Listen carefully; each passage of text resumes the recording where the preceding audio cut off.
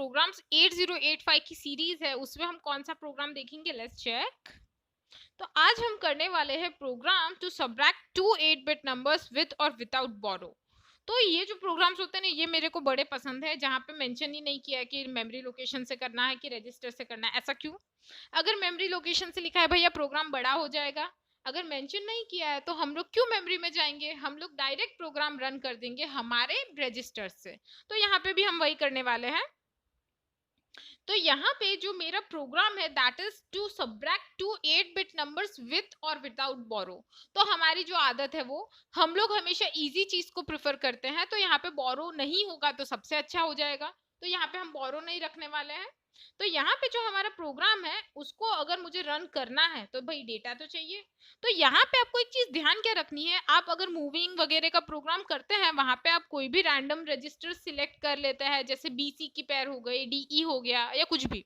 But अगर आप कोई अरिथमेटिक या लॉजिकल ऑपरेशन करते हैं तो वहां पे एक चीज कंपलसरी है कि जो एक डेटा होगा, यानी जो एक 8-बिट का डेटा है वो एक्यूमुलेटर में होगा। बाकी के दूसरे डेटा को B C D E H L किसी में भी डाल दो, डजेंट मैटर।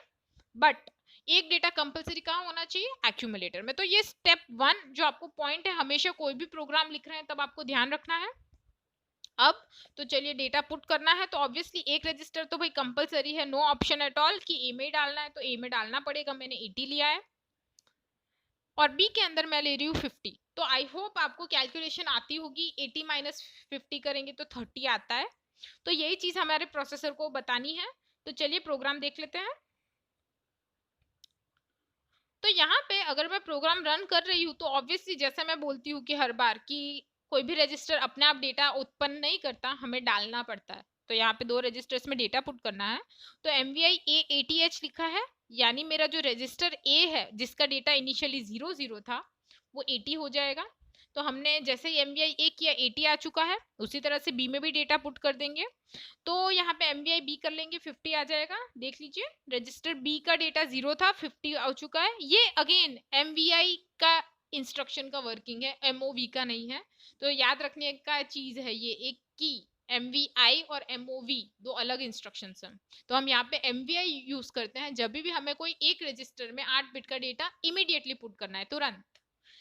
अब हमें करना है सब्ट्रैक्शन। तो सब्ट्रैक्शन के लिए SUB होता है कोड, तो SUB लिखा है मैंने और उसके साथ मैंने मेंशन किया है बी।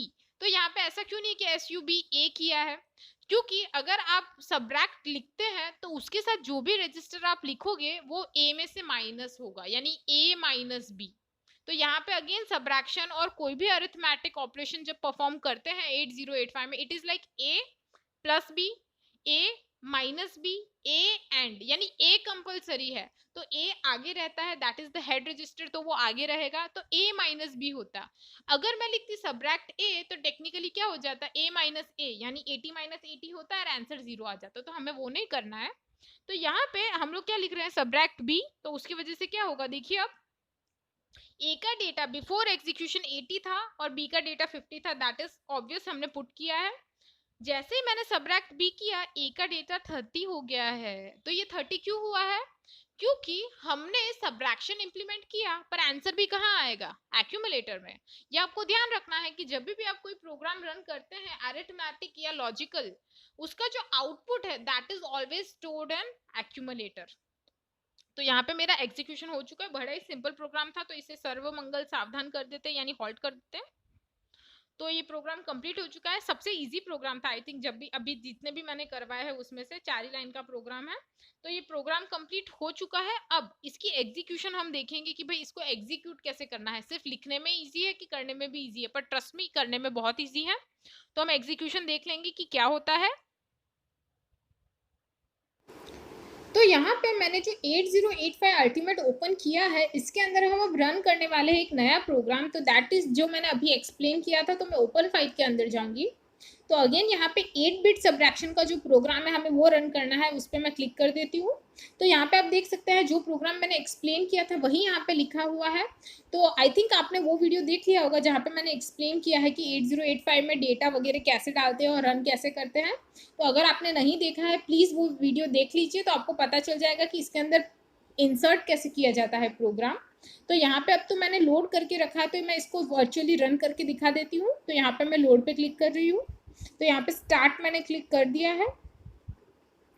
तो यहाँ पे आप देख सकते हैं प्रोग्राम एग्जीक्यूट हो चुका है। यहाँ पे आप देख सकते हैं असेंबली स्टार्टेड और असेंबलिंग फिनिश्ड आ चुका है, पर अभी भी रजिस्टर्स में कोई आउटपुट नहीं है। तो अगेन जैसे मैंने कहा था, स्टेप पे क्लिक करेंगे। तो जैसे मैंने स्टेप पे क्लिक किया, PC 8100 पे सेट हो चुका है। अब जैसे मैं नेक्स्ट क्लिक करूंगी तो पहला एग्जीक्यूशन हुआ है। आप देख सकते हैं रजिस्टर A के अंदर 80 आया है। फिर से नेक्स्ट क्लिक करूंगी तो B के अंदर मेरा 50 डेटा एंटर हो चुका है। फिर से नेक्स्ट क्लिक करेंगे तो अब आप देख सकते हैं कि A का जो डेटा था दैट हैज चेंज टू 30, यानी यहाँ पे जो मेरा नंबर था अब वो चेंज हुआ है। तो ये रीजन क्या है कि हमारा सब्ट्रैक्शन हुआ है, that is A minus B। तो A था 80 और B था 50, तो 80 माइनस 50 यानी 30 होता है, और आंसर हमेशा एक्यूमुलेटर में स्टोर होता है। तो एक्यूमुलेटर की वैल्यू चेंज हो चुकी है। इसी के साथ अगर आप एक इंटरेस्टिंग चीज नोटिस करेंगे तो जो हमारे फ्लैग रजिस्टर होते हैं, फ्लैग रजिस्टर में हमारा जो फ्लैग है वहां पे दो फ्लैग एक्टिवेट हुए हैं, दैट इज ऑक्सिलरी कैरी और पैरिटी फ्लैग।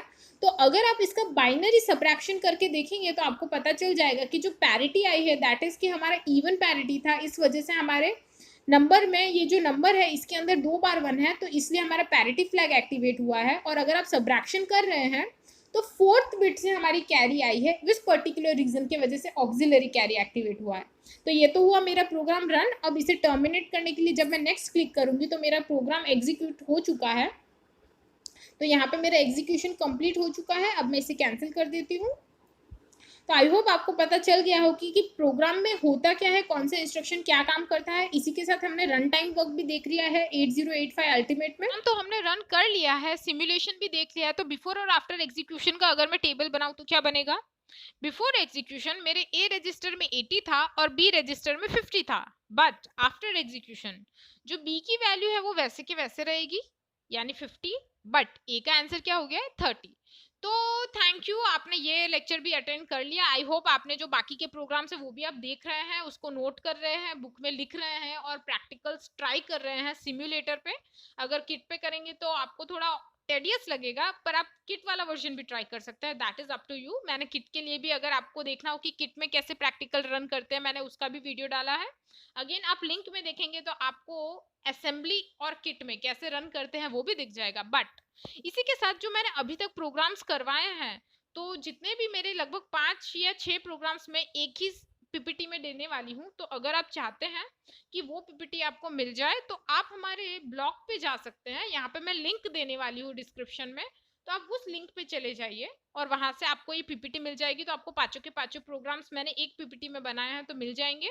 उसमें स्वैपिंग है, 16 बिट एडिशन नंबर्स हैं, वगैरह प्रोग्राम्स डाले हैं मैंने, तो आप जाके चेक कर सकते हैं। इसी के साथ अगर आपको लगता है कि हमारे जो वीडियोस बना रही हूँ मैं यूजफुल है, या फिर आपको लगता है कि कुछ इंप्रूवमेंट कर सकती हूँ, अगर आपको कोई डाउट है तो don't forget to leave in the comment में ज़रूर बताइए मुझे कि आपको क्या लग रहा है इन वीडियोस के बारे में। इसी के साथ सब्सक्राइब करना ना भूलें और नए नए वीडियोस देखने के लिए नोटिफिकेशन आइकन को ज़रूर से क्लिक कर दीजिए। So thank you so much for being there.